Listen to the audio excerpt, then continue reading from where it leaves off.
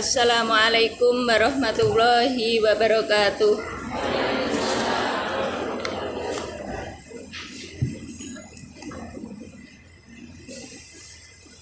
Alhamdulillah wa syukurillah ala nikmatillah, la haula wa la quwata illa billahil aliyyil azim. Yang terhormat Bapak Direktur Rumah Sakit Muhammadiyah Ahmad Dahlan Kota Kediri, yang kami hormati Bapak Wakil Direktur, Bapak Ibu Dokter, bidan, perawat, pegawai, dan seluruh karyawan di Rumah Sakit Muhammadiyah Kota Kediri yang dirahmati Allah. Puji dan syukur marilah kita panjatkan kehadirat Allah Subhanahu wa Ta'ala dengan ucapan Alhamdulillahirabbil alamin, yang mana pada sore hari ini kita bisa hadir di masjid ini dalam rangka silaturahim, dalam rangka belajar bareng terkait dengan keluarga bahagia dalam kondisi yang sehat walafiat. Semoga kesehatan kita pada sore hari ini adalah kesehatan yang sempurna, bukan hanya sehat jasmani tetapi juga sehat rohani, spiritual, mental, jiwa, dan juga sosial kita. Amin, Allahumma amin. Kedua kalinya, marilah kita bersolawat kepada Nabi kita, Nabiullah Muhammad Sallallahu Alaihi Wasallam, dengan ucapan Allahumma sholli ala Muhammad wa ala ali Muhammad. Semoga kita semuanya kelak dapat mengikuti uswah Rasulullah, mengikuti tuntunan Rasulullah Sallallahu Alaihi Wasallam sampai dengan akhir hayat kita. Dan semoga kita semuanya nanti kelak diwafatkan dalam kondisi yang husnul khotimah. Amin, Allahumma amin. Bapak Ibu karyawan Rumah Sakit Muhammadiyah yang kami hormati, di sini saya akan menyampaikan tentang ikhtiar bagaimana kita sudah berkeluarga agar kita itu betul-betul memperoleh karunia Allah Subhanahu wa Ta'ala yang sebagaimana Allah telah janjikan. Namun sebelumnya saya akan memperkenalkan diri terlebih dahulu. Nama saya sebagaimana yang penjaringan Persani di resume yang saya buat dari makalah yang sudah saya sampaikan ke penjaringan semua. Nama saya Alfiatus Sholika. Sehari-hari saya bertugas sebagai penyuluh agama Islam, yang antara lain tugasnya adalah memberikan bimbingan perkawinan kepada para calon pengantin, kepada remaja usia sekolah, kemudian memberikan kursus calon pengantin, memberikan konsultasi, atau kami sebagai konselor, salah satu konselor BP4 di kantor Kementerian Agama Kabupaten Kediri. Saya juga lumayan aktif dalam kegiatan bimbingan spiritual bagi keluarga ODGJ Pasung di Kabupaten Kediri, dan juga sebagai tim pembina rohani pada pesantren yang ada di eks lokalisasi di Kabupaten Kediri. Kebetulan di Kabupaten Kediri masih ada 9 eks lokalisasi, walaupun eks tetapi masih aktif. Kami antara lain memberikan bimbingan spiritual di sana, karena bagaimanapun mereka adalah juga saudara kita yang harus kita selamatkan agar kita nanti bisa selamat dunia akhirat. Itu adalah perkenalan saya. Saya memperkenalkan diri, barangkali ketemu di jalan atau di mana begitu, ketika penjaringan mengetahui perilaku saya ternyata tidak mencerminkan seorang penyuluh agama, silahkan saya ditegur. Itu tujuan saya untuk memperkenalkan diri. Tidak keberatan, nggih? Jadi tolong kalau misalkan Bu ini memberikan bimbingan penyuluhan kok perilakunya begitu, insya Allah dengan senang hati kita bisa belajar bersama agar kita senantiasa memperoleh kebaikan di dalam hidup kita. Amin. Ibu bapak yang dirahmati Allah, panjenengan di sini insya Allah semuanya yang hadir sudah menikah ya. Alhamdulillah. Nah, barangkali panjenengan di sini saya bukan bermaksud menggurui panjenengan, akan tetapi kita saling belajar, saling sharing, bertukar pengalaman bagaimana pengalaman kita semua di dalam mengarungi bahtera rumah tangga. Apakah bahtera rumah tangga yang kita arungi selama ini itu sudah sesuai dengan janji Allah Subhanahu wa taala, di mana Allah sudah berjanji apabila kalian itu menikah maka Allah akan memberikan kecukupan, memberikan kekayaan. Begitu. Apakah panjenengan semuanya sudah merasa cukup dan kaya?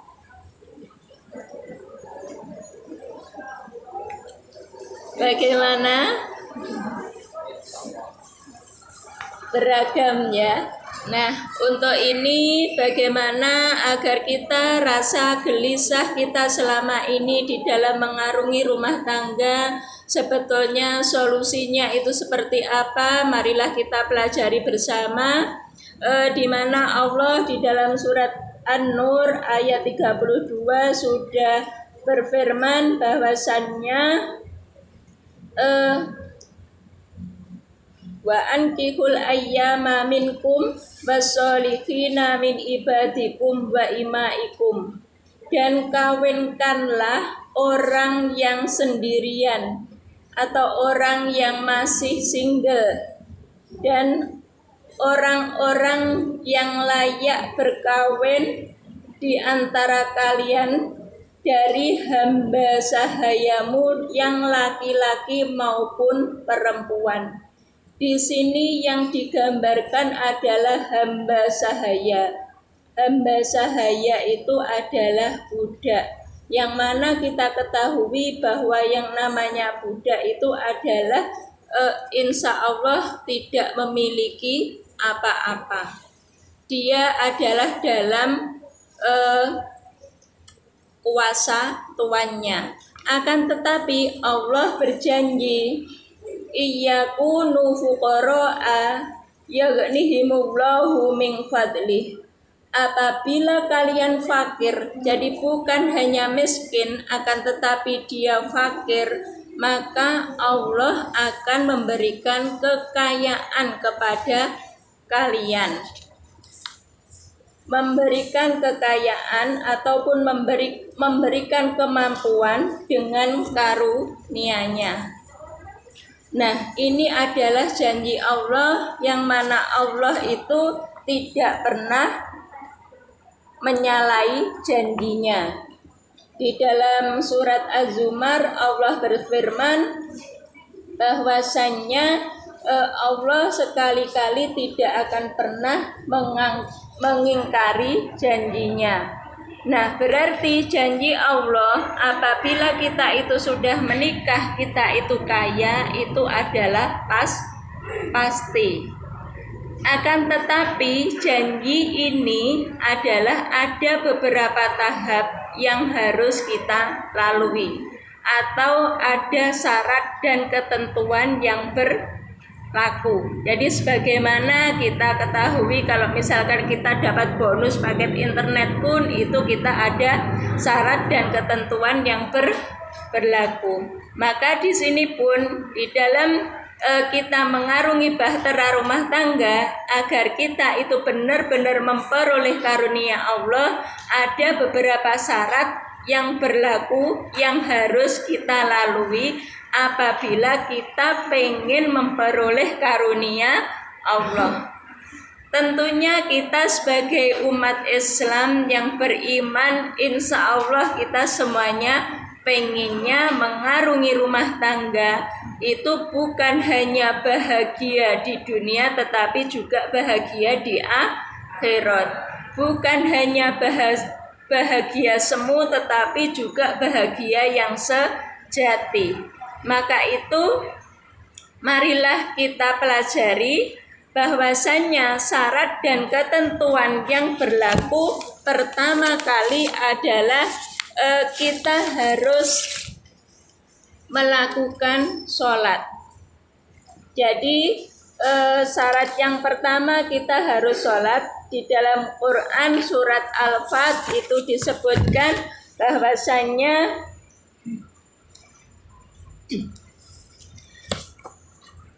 Muhammad itu adalah utusan Allah.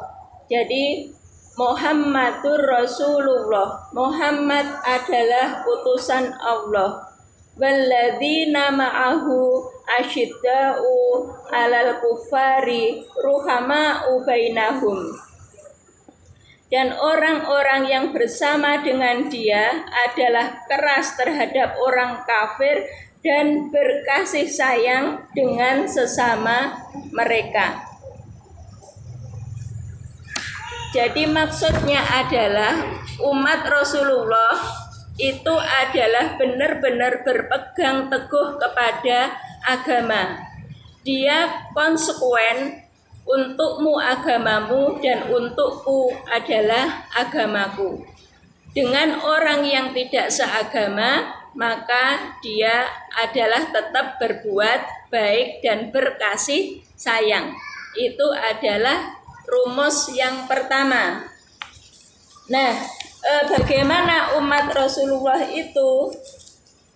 Yakni adalah disebutkan, kamu lihat mereka rukuk dan sujud mencari karunia Allah. Jadi solusinya untuk mencari karunia Allah adalah melalui rukuk dan sujud, yang antara lain biasa kita sebut dengan sholat.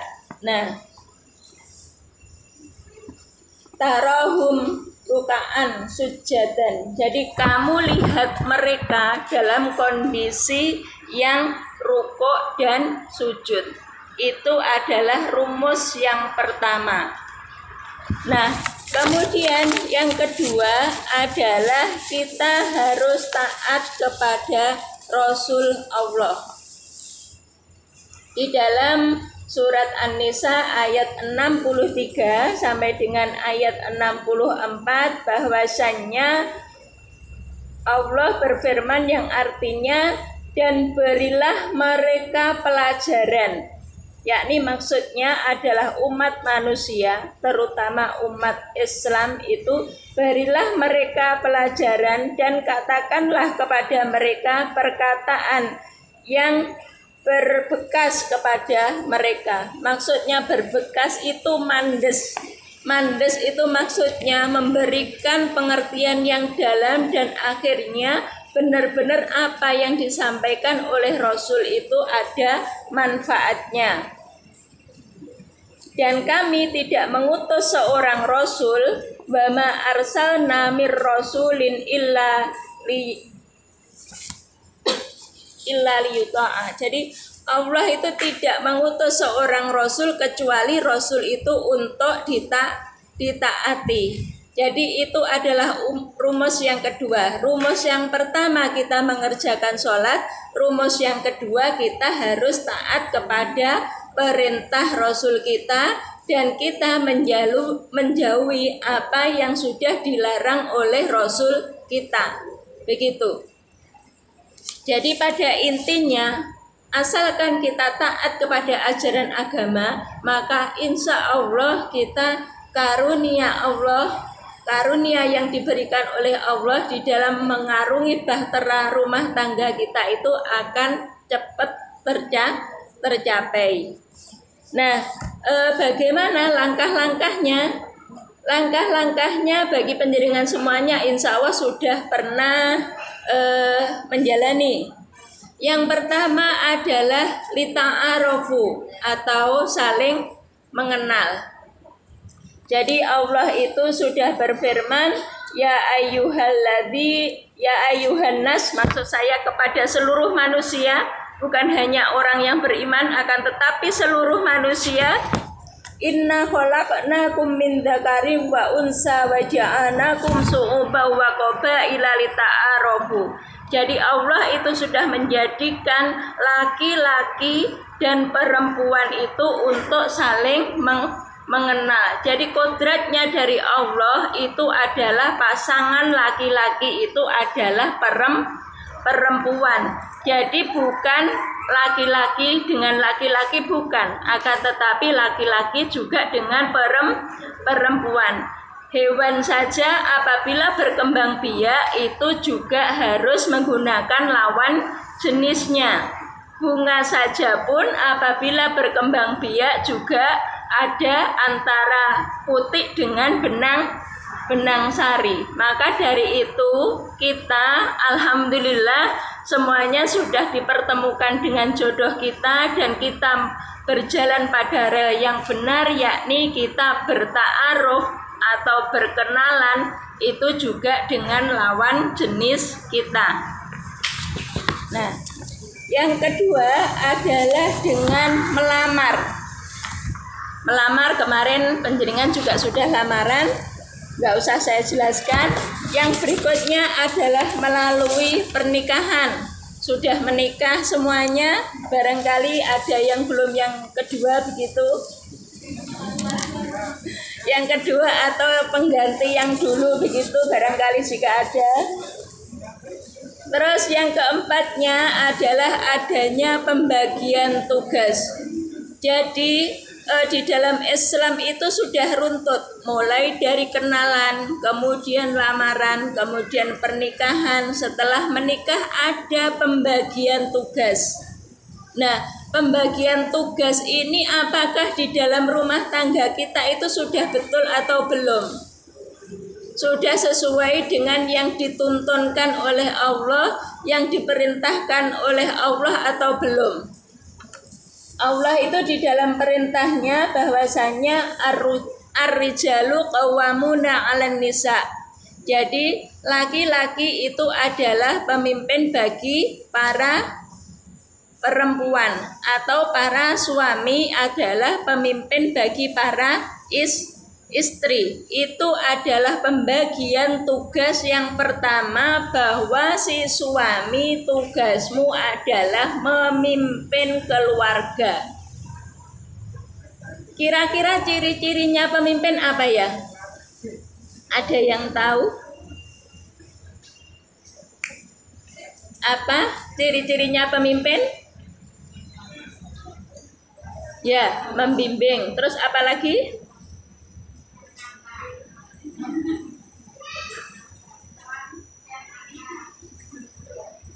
Ciri-ciri pemimpin. Ciri-ciri pemimpin yang pertama adalah membimbing. Terus apa lagi? Bertanggung jawab. Terus yang paling mudah adalah tidak suka dipimpin. Kira-kira begitu. Iya benda, pemimpin itu tidak suka dipimpin. Maka sebaiknya kita kembalilah kepada ajaran Al-Quran dan Sunnah, bahwasannya di dalam keluarga yang menjadi pemimpin adalah seorang suami. Jadi ar-rijalu qawwamuna 'alan nisa, di dalam hal ini di dalam pernikahan diterapkan dalam rangka agar para suami itu mampu memimpin rumah tangganya. Kemudian yang kedua, tugasnya adalah mencari nafkah. Jadi wabima anfaqu min amwalihim, dan memberikan nafkah dengan hartanya.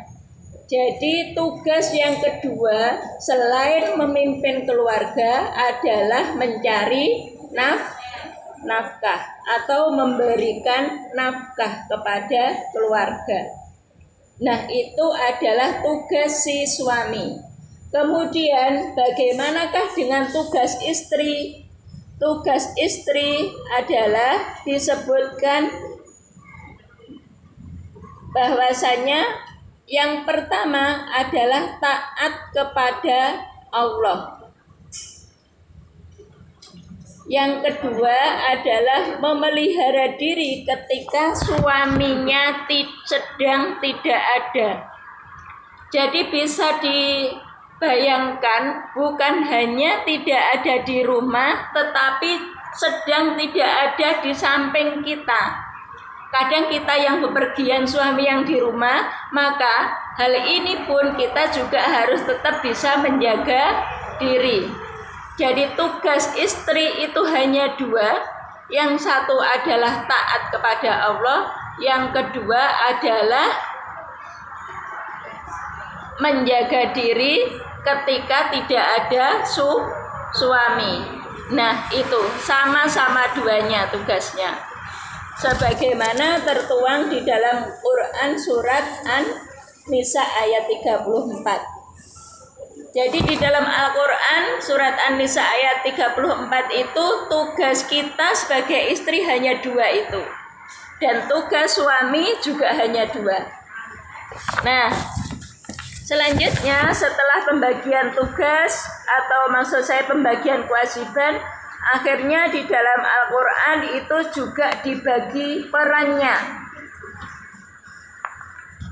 Peran seorang suami dan peran seorang istri itu ilustrasinya atau gambarannya itu sebagaimana cerita ketika Nabi Yusuf menceritakan mimpinya kepada orang tuanya. Bahwasanya Yusuf berkata kepada ayahnya, "Wahai bapakku, sesungguhnya aku bermimpi melihat 11 bintang, matahari, dan juga bulan. Kulihat semuanya itu bersujud kepadaku." Jadi pada intinya dari gambaran peran itu bahwasanya ini sebetulnya masih berlanjut di ayat yang ke-100 tentang cerita bahwasanya ternyata yang namanya matahari itu adalah ayah dan bulan adalah ibu benar-benar bersujud. Nah, akhirnya Yusuf menyampaikan, "Ya abati, oh ternyata ayah benar mimpi saya. Ini adalah jawaban dari mimpi saya."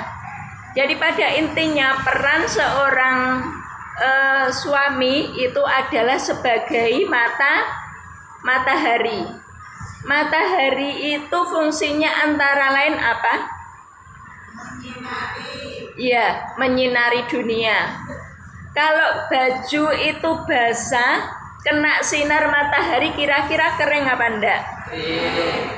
Nah, demikian pula apabila air mata istri kita itu sedang keluar, maka yang bertanggung jawab untuk mengeringkan air mata adalah suami.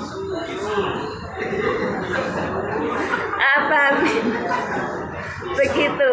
Jadi kalau misalkan kepanasan matahari itu kan sangat panas begitu, maka tugasnya yang memayungi adalah suami. Nah, si istri juga begitu. Si istri itu layaknya sebagai sebagai bulan. Bulan itu senantiasa memberikan cahaya yang senantiasa redup tetapi tenang, menghanyutkan dan seterusnya. Nah, maka istri juga harus begitu. Istri itu ketika suami gelisah dan seterusnya, kita itu sebagai istri harus memberikan ketenangan. Sebagaimana cerita ketika Rasulullah SAW itu keluar dari Gua Hira dan ternyata berjumpa dengan malaikat, karena itu masih pertama kali dan dengan kondisi yang sangat berbeda, tidak seperti biasanya. Akhirnya Rasulullah ketakutan. Rasulullah benar-benar ketakutan dan akhirnya akhirnya oleh Siti Khadijah diselimuti. Nah, langsung tenang seperti itu. Maka itulah gambaran peran seorang istri ketika suami ketakutan, yang memberikan cahaya ketenangan adalah para istri. Di dalam keluarga, anak-anak kita ketika ada permasalahan, ada persoalan, kitalah yang mendekap mereka. Nah, itu adalah gambaran perannya. Itu di dalam Al-Quran sudah disebutkan demikian. Nah, berikutnya adalah langkahnya agar karunia Allah benar-benar tercapai di dalam rumah tangga kita adalah dengan makan yang halal. Nah, makan yang halal ini bukan hanya makan halal blegernya saja. Dalam arti misalkan ada sepotong roti begitu, sepotong roti, insya Allah ini adalah makanan yang halal. Akan tetapi ketika roti itu uangnya dari ngentet misalkan, berarti berubahlah roti itu menjadi haram. Jadi kalau kita pengen keluarga kita itu benar-benar memperoleh karunia Allah, maka kita juga harus memberikannya dengan yang halal. Halal 100%, bukan hanya zahirnya saja tetapi juga asalnya.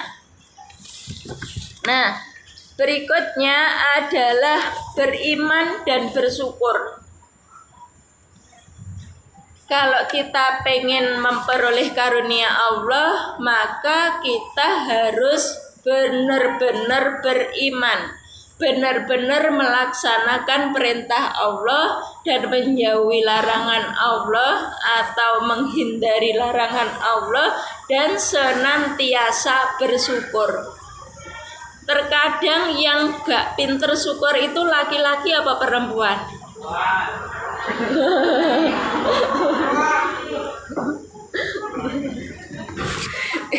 Iya, kadang terus terang kadang memang perempuan itu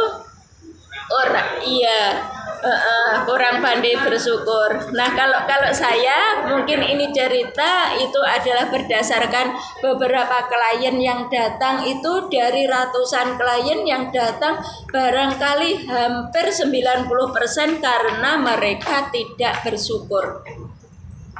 Jadi kadang sudah merasa punya gaji, merasa begini, kadang atau mungkin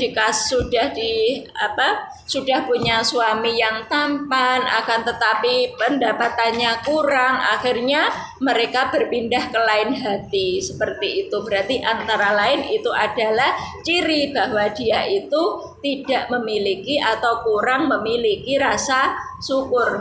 Padahal Allah itu sudah ngendikan, Allah sudah dawuh, apabila kalian bersyukur maka nikmat Allah pasti akan ditambah. La in syakartum la azidannakum wa la in kafartum inna adzabi lasyadid. Apabila kalian itu bersyukur, maka aku pasti akan menambah nikmat itu. Tetapi apabila kalian tidak mau bersyukur, maka azab Allah sangatlah pedih. Nah, kadang wes kadung pindah ke lain hati, ternyata yang diarep-arep njeleketek begitu. Nah, itu adalah antara lain sebagian contoh kecil begitu. Nah, berikutnya adalah dengan cara sekeluarga itu benar-benar beriman semua. Nah, ini adalah sebagai langkah jitu agar benar-benar apa yang kita harapkan bahwa di dalam berkeluarga itu memperoleh karunia Allah, itu seluruh keluarga mulai dari ayah, ibu, dan anak semuanya harus benar-benar beriman. Sebagaimana di dalam surat Al-A'raf ayat 36 difirmankan oleh Allah, jikalau sekiranya penduduk negeri beriman dan bertakwa, pastilah akan melimpah ruah kepada mereka berkah dari langit dan dari bumi. Jadi pada intinya kalau kita semuanya itu kompak beriman, maka rizki Allah itu pasti akan melimpah ruah begitu. Jadi pada intinya dari beberapa langkah tadi, yang pertama kita sudah ta'aruf dengan cara yang benar, kemudian kita melamar dengan cara yang benar, menikah dengan cara yang benar, kemudian kita pembagian peran, kemudian kita melaksanakan kewajiban, terus mencari rezeki dengan cara yang halal, beriman kepada Allah, dan senantiasa bersyukur, sekeluarga beriman, maka marilah insya Allah semuanya kita ini memperoleh karunia dari Allah dari pernikahan atau keluarga kita. Jadi kalau pengen, Bu, saya itu sudah berkeluarga tapi kok pancet begini saja, pada intinya resepnya itu tadi. Nah, berikutnya tentang rizki. Rizki itu memang bermacam-macam, bukan hanya dengan sebab bekerja, tetapi juga dari arah yang tidak disangka-sangka. Kira-kira panjenengan pernah mengalami begitu apa enggak? Pernah ya? Sering, alhamdulillah. Kalau jawabnya sering, berarti beliaunya sering bertaubat kepada Allah, sering istighfar, sering minta ampun kepada Allah atas seluruh dosa yang pernah kita lakukan.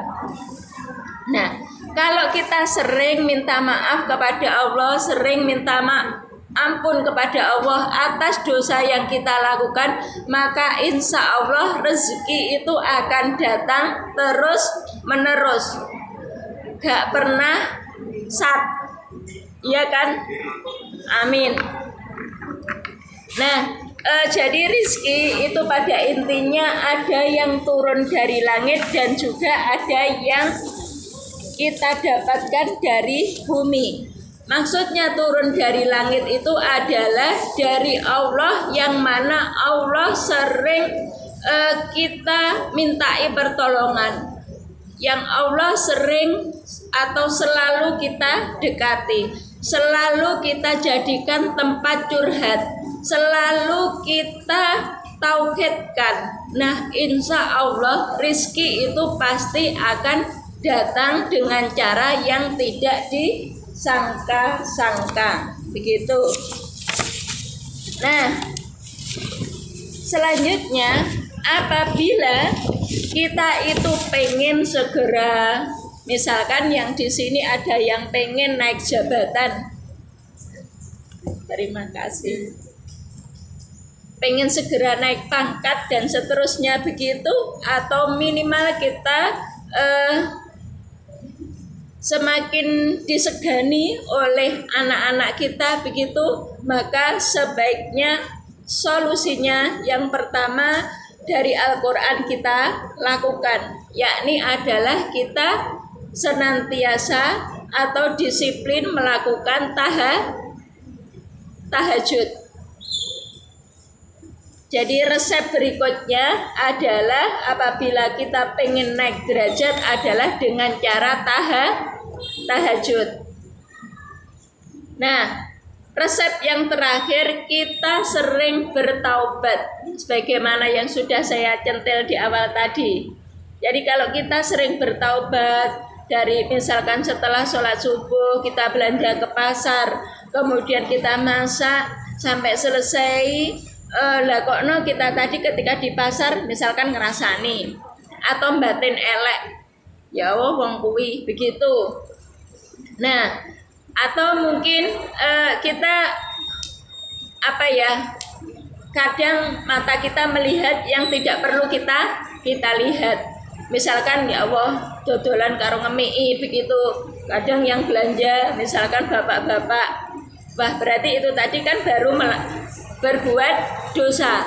Maka dari itu sebelum sholat duha kita bisa melakukan sholat taubat.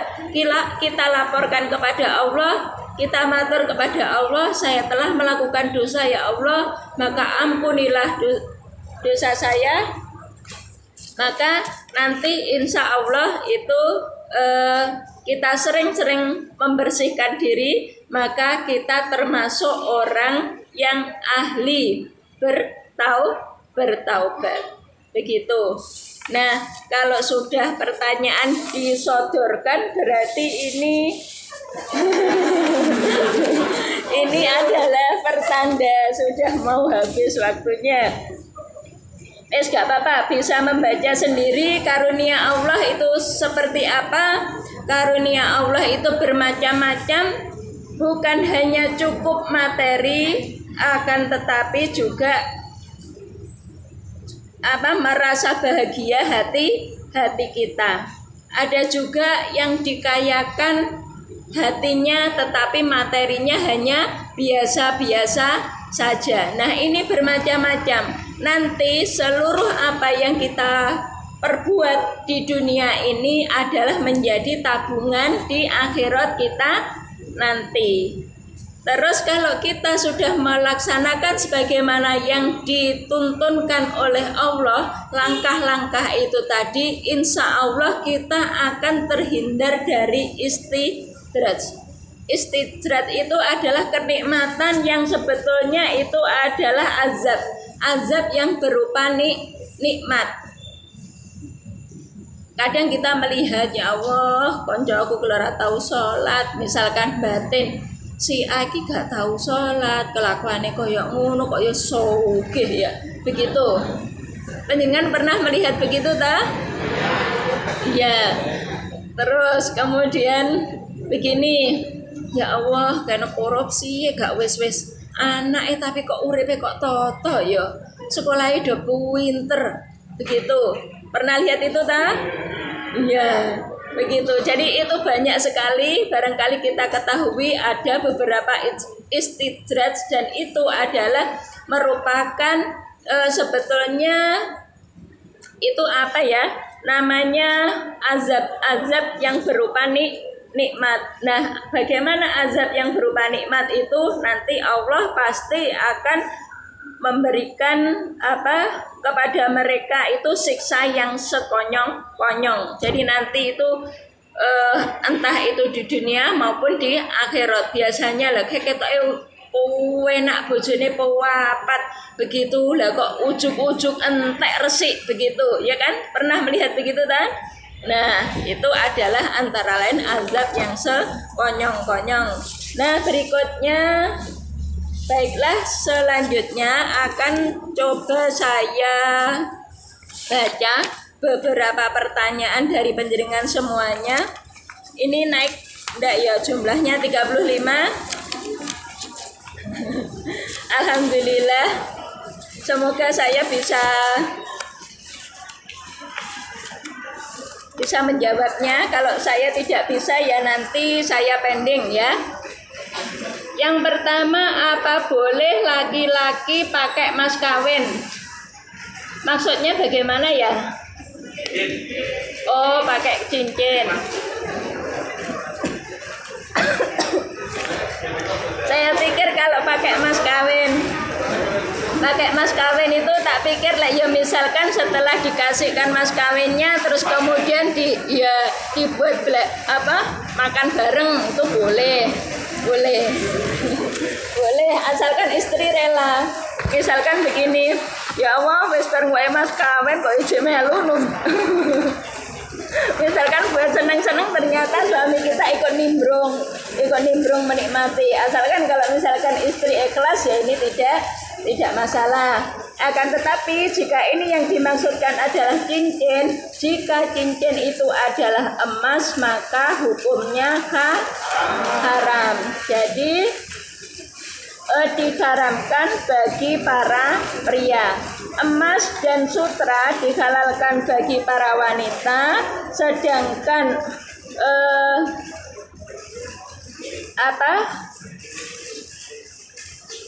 emas itu diharamkan, emas dan sutra itu diharamkan bagi para laki-laki atau pria.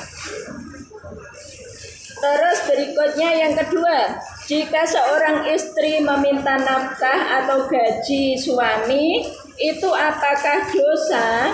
Padahal suami sudah gajian dan belum memberikan nafkah kepada istri. Dosa apa enggak, Pak?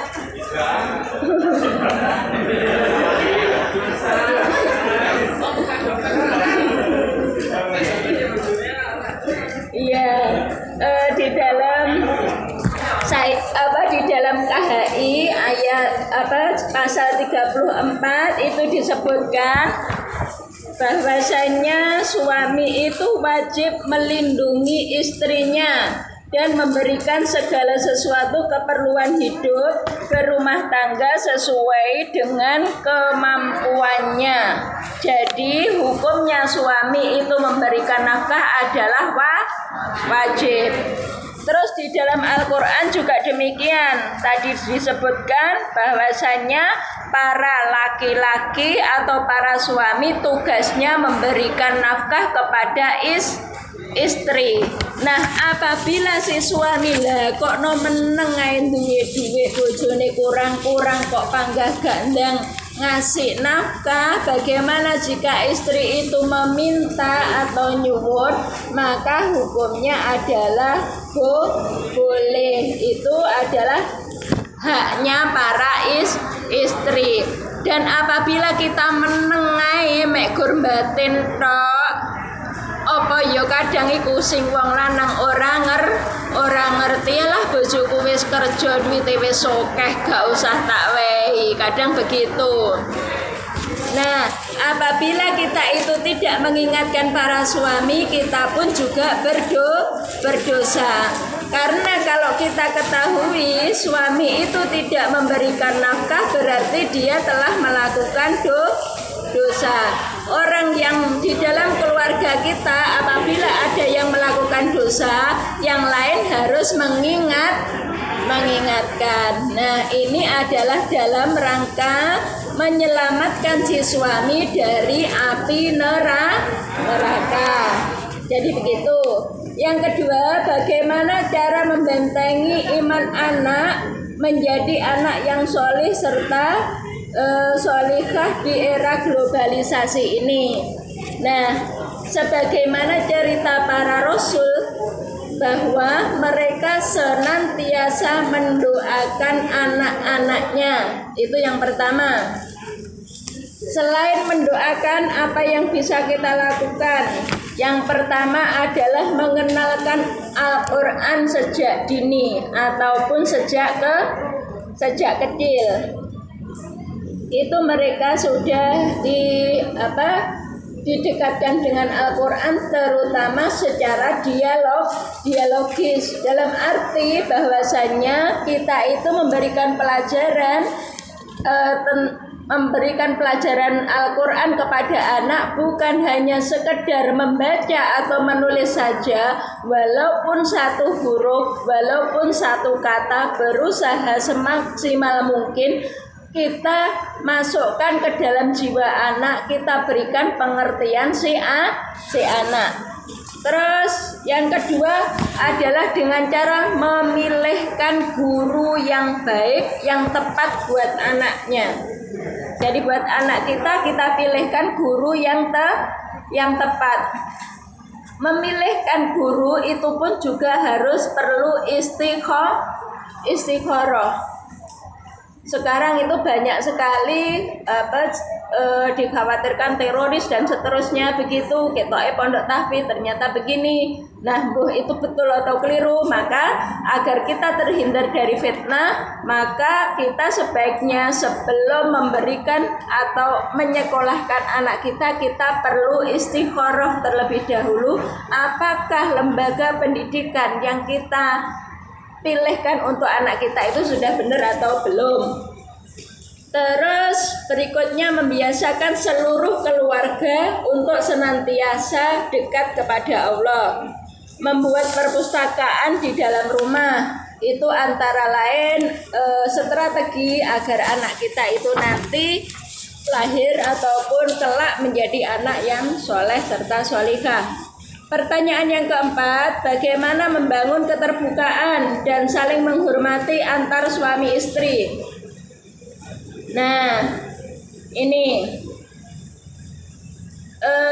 memang kadang kita, terutama kalau kita ini ya di era seusia panjenengan, barangkali kemarin waktu nikah sudah pernah memperoleh bimbingan perkawinan belum?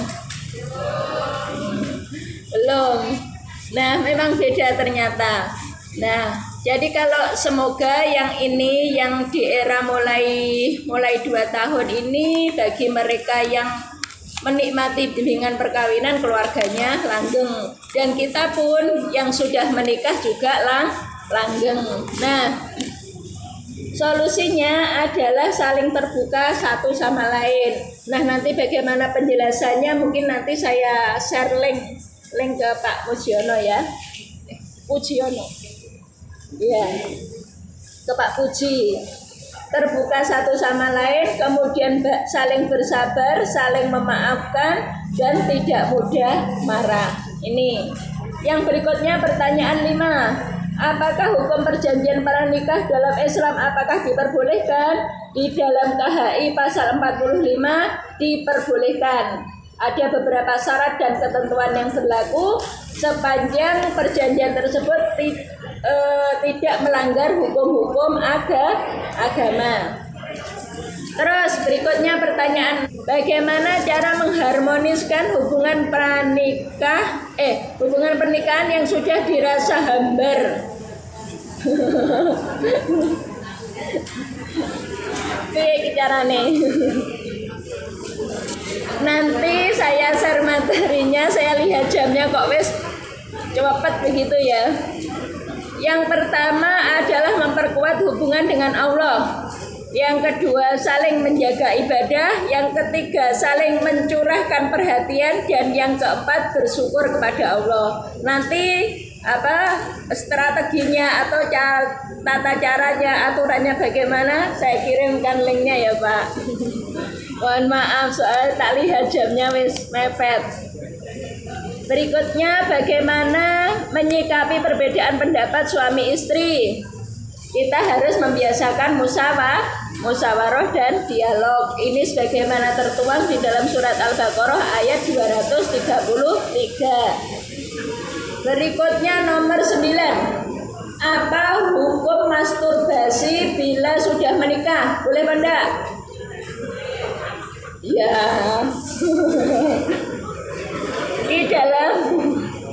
Di dalam surat Al-Ma'arij ayat 29 sampai dengan 31 silahkan dibaca.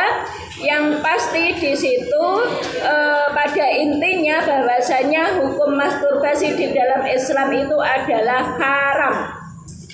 Nah, kemudian di dalam Rasulullah pun bersabda, Allah Subhanahu wa taala melaknat orang yang menikahi tangannya, mengambil kesenangan untuk onani dengan tangannya dan seterusnya, dan sesungguhnya Allah itu merusak umat yang bermain dengan kemaluannya. Nah, ini berarti hukumnya haram. Nomor 10, bagaimana cara terbaik mempertahankan pernikahan apabila salah satu pihaknya sudah tidak sependapat lagi? Seperti tadi, saling berbuat baik, kemudian saling terbuka dan berdialog. Lungguh dhisik, musyawarah, ojo gontok. Nah, ini jawabannya sama. Nomor 11, bagaimana membuat cinta tetap bersemi selama pernikahan. Seperti itu. Berikutnya adalah nomor 12, bagaimana tips membuat keluarga harmonis sesuai dengan tuntunan agama Islam. Sama. Nomor 13, apa tips agar bisa mengendalikan diri atau ucapan saat anak membuat kesalahan. Biasanya sing paling rodok gampang kudu marah terhadap anak sapa? Mae. Nah, ini adalah kembali kepada tuntunan agama bahwasanya kita yang pertama adalah berwudu.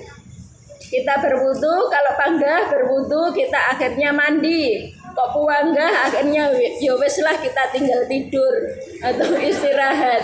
Kita itu memang boleh marah, tetapi perlu kita ingat bahwasanya la haula wala quwata illa billahil aliyil azim. Tidak ada yang bisa memberikan pertolongan kecuali Allah. Wes itu diugemi. Jadi suatu misal kita pengen marah, kendalikan. Ambil, kita harus segera ingat la haula wala quwata illa billahil aliyil azim. Itu. Berikutnya bagaimana meningkatkan keharmonisan pada pernikahan yang sudah lama. Apa makin lama makin gak harmonis ya. Resepnya sama, saling berbuat baik, saling terbuka dan harus berdialog. Nomor 15, bagaimana kita sebagai istri yang melihat suami yang sudah bekerja menafkahi keluarga akan tetapi tidak mau tahu urusan rumah tangga di rumah. Wes teko langsung makruk tidur gitu. Maka kita adalah tugasnya mengingatkan kewajibannya agar dia nanti terhindar dari siksa api neraka. Berikutnya bagaimana sebaiknya kita sebagai suami yang belum bekerja jika melihat istrinya bekerja dan istri tidak mau tahu urusan keluarga. Lah iki paling aneh. Karena dirasa suami tidak bisa mencukupi kebutuhan. Nah, ya istrinya harus diingatkan. Iki mesti sing takon bapak-bapak iki. Nah, ini bapak-bapak lagi sing tanya, bagaimana seharusnya sikap istri ketika marah dengan suami? Walaupun kisahnya adalah istri, maka kembali kepada Al-Quran bahwasanya apabila kita itu fasik, jawabannya kita harus kembalikan kepada diri kita untuk takwa. Ketika suami marah kita harus senyum. Penak apa gak kira-kira? Harus belajar. Nah, ketika suami kita itu kuwejem sabar, kita harus sabar. Apabila si istri itu cemburu, berderut, maka si suami harus senyum. Jadi misalkan apa meneh kalau misalkan cemberut berturut sambil dilungi duit karo senyum. Langsung paras. Terus apabila si istri malas, maka suami harus memberikan contoh rajin. Pertanyaan berikutnya sama. Sekarang apa fungsi tentang mahar? Nyapa tuh kok dadak enek mahar bareng? Nah, ini fungsinya adalah pembeda antara pernikahan dengan beli. Ya toh? Terus berikutnya sebagai penghormatan penghargaan kepada para perempuan.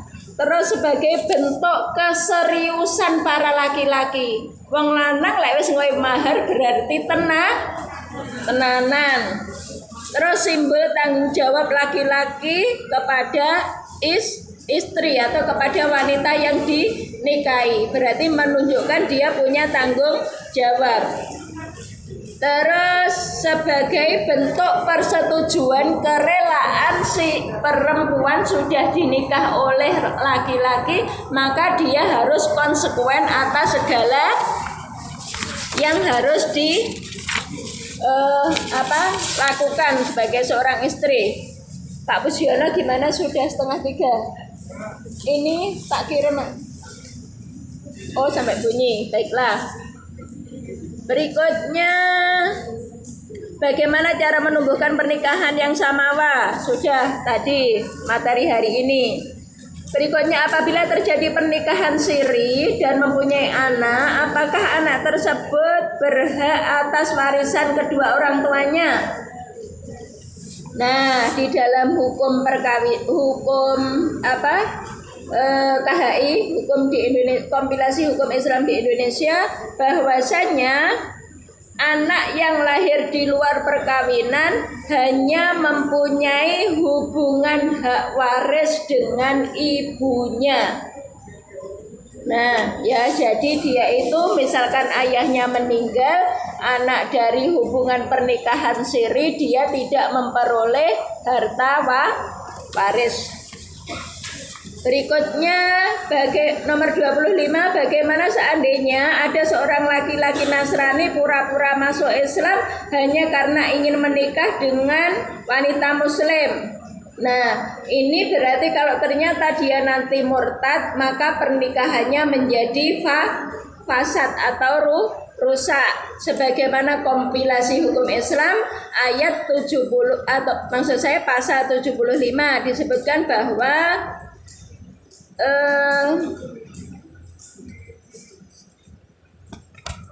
begini, perpindahan agama atau murtad yang dilakukan oleh suami atau istri menurut hukum Islam dan kompilasi hukum Islam dapat dijadikan alasan bubarnya perkawinan. Karena kalau sudah beda agama, kita melakukan hubungan suami istri maka menjadi zina. Nomor 26, apakah diperlukan izin orang tua atau bapak yang non-muslim saat melakukan pernikahan dengan anak perempuan yang sudah dewasa? Nah, kalau adatnya, kalau hanya sekedar izin, itu memang kita yang namanya anak harus tetap berbuat baik kepada orang tua. Kita tetap izin, akan tetapi ayah kita yang non-muslim itu tadi tidak diperbolehkan menjadi wali kita apabila kita menikah dalam kondisi yang mu'alaf. Jadi di dalam surat At-Taubah ayat 71, mukmin laki-laki dan mukmin wanita satu sama lain itu bisa saling mewali, akan tetapi jika tidak mukmin maka dia tidak bisa menjadi wali. Di dalam surat An-Nisa ayat 141 juga disebutkan Allah tidak akan memberikan celah bagi orang kafir untuk menguasai orang yang beriman. Jadi yang non-muslim tidak bisa menjadi wali kita. Berikutnya, dalam pernikahan selalu ada masalah dalam menjalani bahtera rumah tangga. Terkadang hal kecil bisa menjadi pemicu pertengkaran, di antaranya pasangan karena masih tinggal serumah dengan ibu dan bapak pasangan, maksudnya berarti ini dengan mertua ya. Bagaimana solusinya? Nah, maka kita sebagai istri atau suami harus tetap tenang dan introspeksi, ojo gampang gontok. Kadang kita baru menikah anak muda begitu gampangan baper, gampangan tersinggung. Kita maka harus tenang dan introspeksi diri, menyatukan persepsi dengan suami, tetap menjaga perasaan suami, berikan suami tetap dia itu berikan kesempatan untuk menyampaikan pendapatnya, dan jangan mudah bercerita dengan mertua itu. Kalau sudah tahu gampangan begitu, maka kita bercerita dengan mertua itu dibatasi. Sekiranya menimbulkan konflik, ya wis kita empet. Sebisa mungkin catatannya kita harus tetap berbuat baik. Nah, untuk pertanyaan-pertanyaan berikutnya ini adalah hampir sama. Bagaimana caranya menyikapi pasangan yang cuek dan tidak romantis?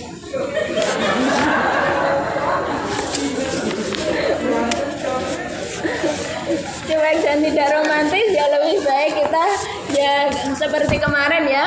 Kita mengadu kepada Allah, adukan permasalahan kita, ya Allah saya sudah melakukan ini, ternyata suami saya ya Allah jangan gapteknya aku belas begitu, ya Allah aku pengen seperti suami yang romantis kayak begitu, kayak miliknya temanku itu, ya Allah bisa romantis begitu. Mau memberikan ucapan selamat ulang tahun yang ini ya Allah cueknya minta ampun, ya Allah wis adukan saja sama Allah, kita sering minta serius, insya Allah nanti suami itu lambat laun akan berubah sikapnya. Kalau nggak percaya jenengan coba, pokoknya aktif melaksanakan sholat taubat, kapanpun dimanapun, itu insya Allah seluruh permasalahan kehidupan kita itu akan ada solusinya. Begitu. Nah, itu adalah materi kita pada sore hari ini. Semoga ada guna dan manfaatnya, ada berkahnya bagi kita semua. Semoga pada sore hari ini majelis taklim kita itu benar-benar majelis taklim yang membawa jariah bagi keluarga kita. Amin. Dari saya mohon maaf apabila mungkin dalam penyampaian terlalu kesusu atau tidak enak didengar atau kata-katanya bagaimana, ada kekurangannya, saya mohon maaf yang sebesar-besarnya. Akhir kata, billahi taufiq wal hidayah. Wassalamualaikum warahmatullahi wabarakatuh.